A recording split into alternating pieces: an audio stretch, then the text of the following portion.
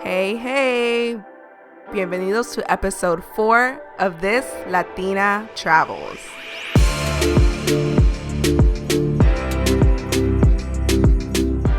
Today we'll be talking about my travels to la nación del café puro.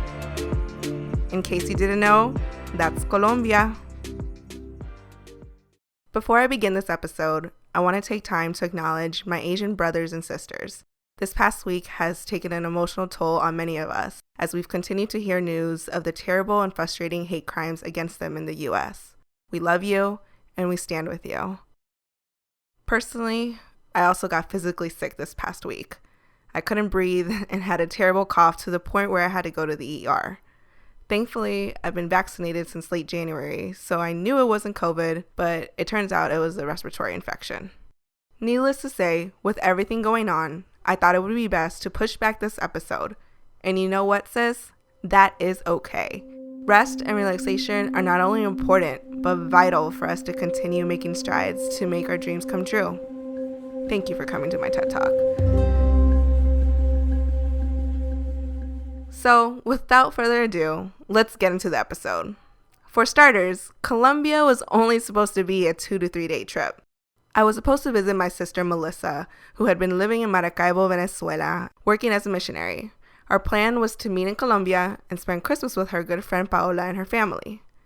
After Christmas, we were going to take a bus and head to Venezuela. Easy peasy, right? We thought so too. But this was 2013. Venezuela wasn't taking any new visitors. Hopefully, that's a trip I can talk about in a future episode. For what my sister tells me, it's a beautiful country, and I can't wait to see it myself.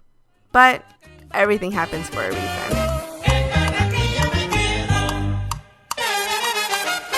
Melissa had been in Venezuela for a few months before I saw her in Colombia.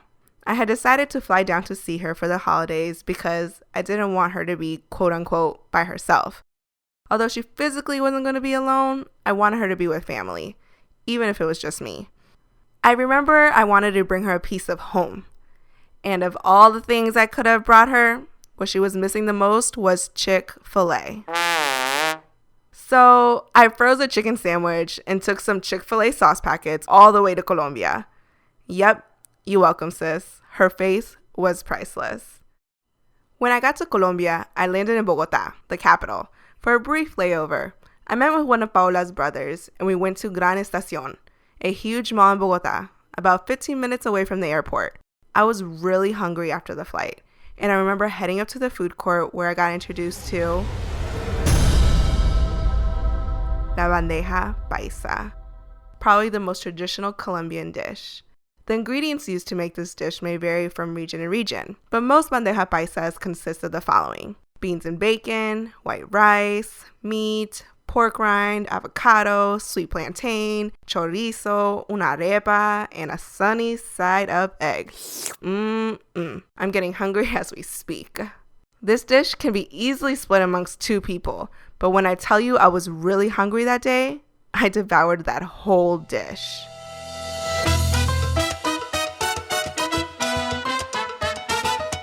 Next up, Barranquilla.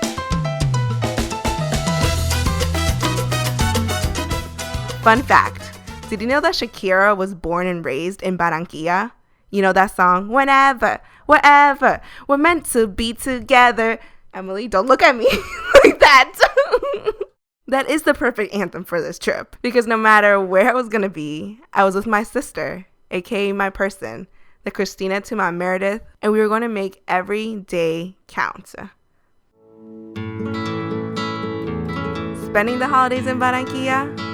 What an adventure.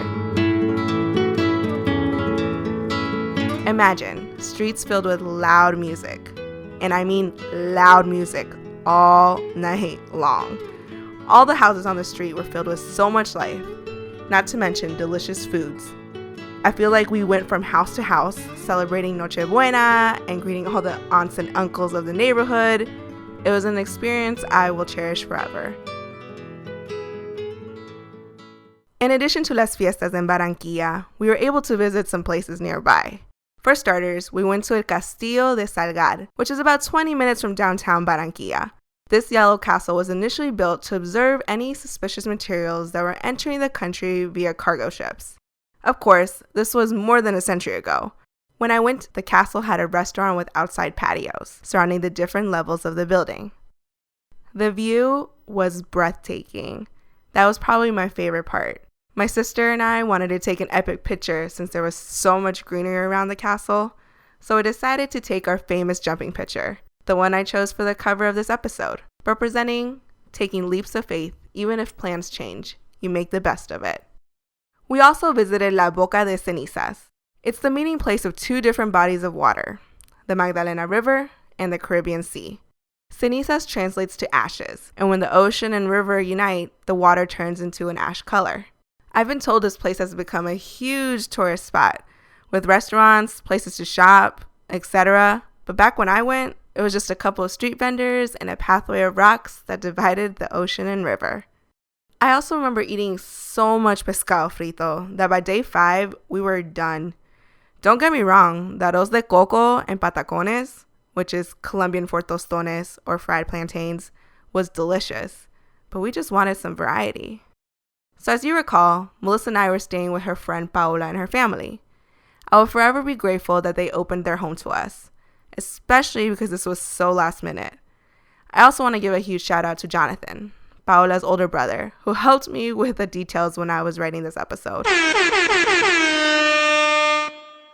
We didn't plan for anything in Colombia because we weren't supposed to stay there long, but I had never been to this beautiful country, so I was ready to explore. Our first adventure outside of Barranquilla was to Santa Marta. We hopped on a bus and decided to plan on the way. We didn't really know where we were going to stay. Remember, this was before Airbnb and Uber days, and smartphones were only a little bit smart. Most of the time you needed Wi-Fi, which wasn't something as easily accessible as it is today in most countries. But we were able to make it work. And here are some of the places we went to in Santa Marta. Number 1, Museo de Oro Tayrona. This museum is dedicated to describing the history of Colombia, with an emphasis on the impact of the gold in the country. My experience here made me appreciate how much rich history is embedded in our Latinx countries. So, if you're into history, especially when it comes to gold, this is a must for you. Number 2, Playa Rodadero. This is probably the most popular beach in Santa Marta. We snorkeled, swam, and took in all that vitamin D. I will say this beach reminds me of the one in Isla Verde, right here in Puerto Rico. It's pretty popular, and you have absolutely everyone trying to sell you something. I even held a snake with a pretty beach scenery in the background. Of course, I tipped the guy, but what was I thinking of holding a snake? Needless to say, it was a great beach day. Number 3, my favorite part of Santa Marta, hands down, was camping in el Parque Nacional Natural Tayrona. But boy, do I have a story for you. First, the bus ride to the entrance of the park is about an hour from downtown Santa Marta.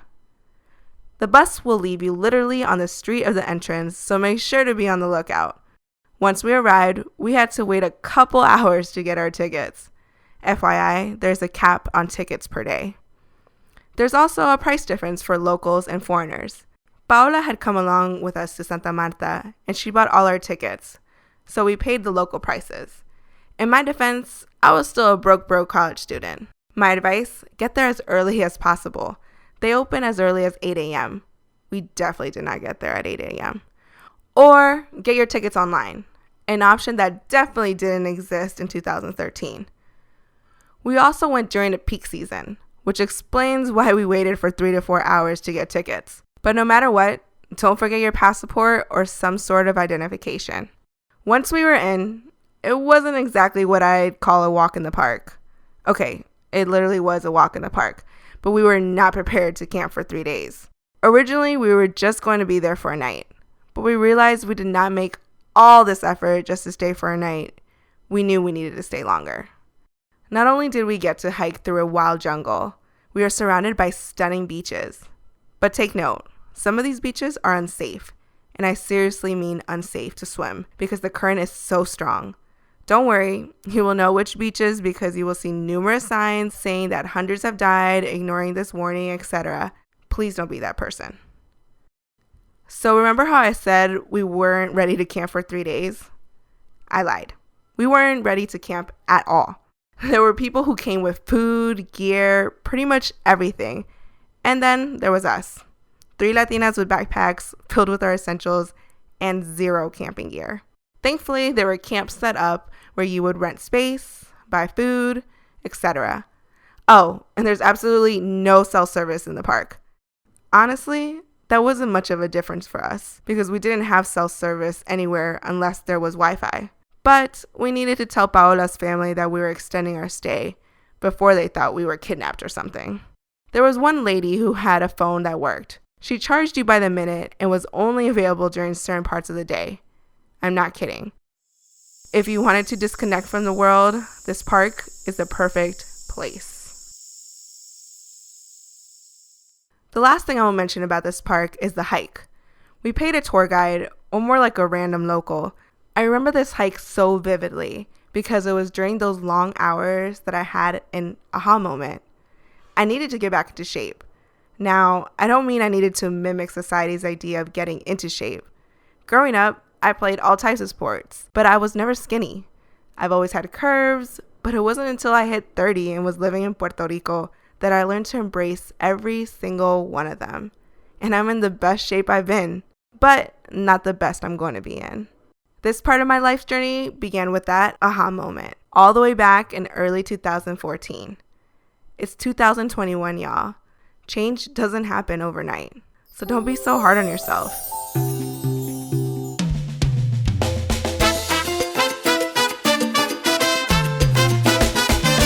After spending time out in nature, Cartagena could not have been more opposite. It was extremely busy and one of the bigger tourist hotspots at the time. Here are some of the adventures we had in Cartagena. Number 1, mud baths and El Volcán de Totumo. The mud is used as a detoxification for your skin that is known to purify and heal. Legends say the mud makes you younger. Warning, when you climb down into the volcano, there are people who will be all up in your personal space, showering you with the mud. And then, when you get out of the volcano, there are these older ladies with buckets near the river who will wash all the mud off you. All of it.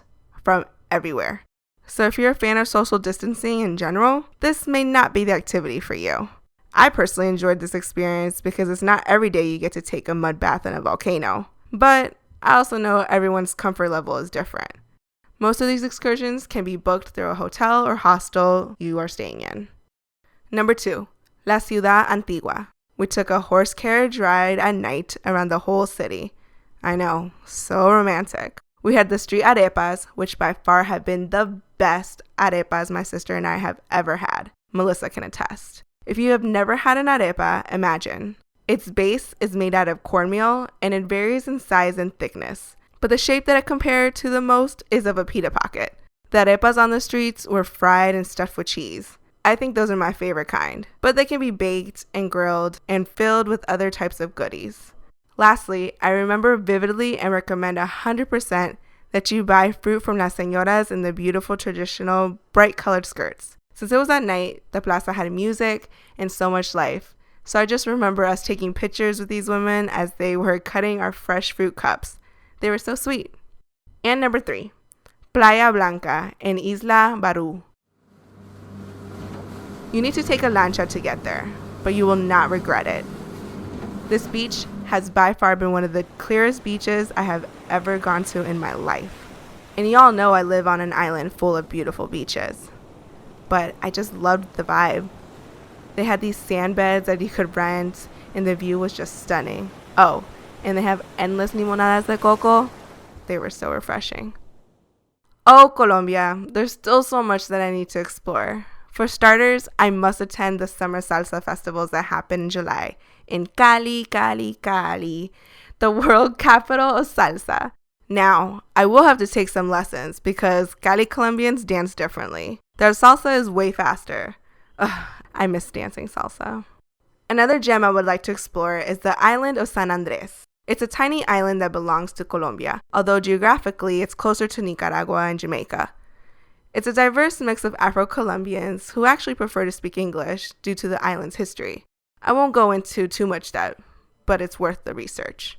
And to end this episode, in case y'all didn't know, Disney is scheduled to release Encanto on November 24th, the first Disney movie based in the beautiful mountains of Colombia. I don't know about you, but I can't wait, especially since the music is composed by the one and only Lin-Manuel Miranda.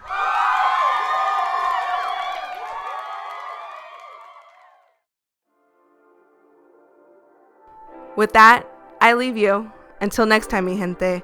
Don't forget to leave me a rating. And if you're listening on Apple Podcasts, please write me a review. But most importantly, subscribe and share this with a friend. Feel free to contact me if you have any questions via email at thislatinatravels@gmail.com or my Instagram at thislatinatravels. I hope you're ready for this journey because I sure can't wait to tell you more about why this Latina travels.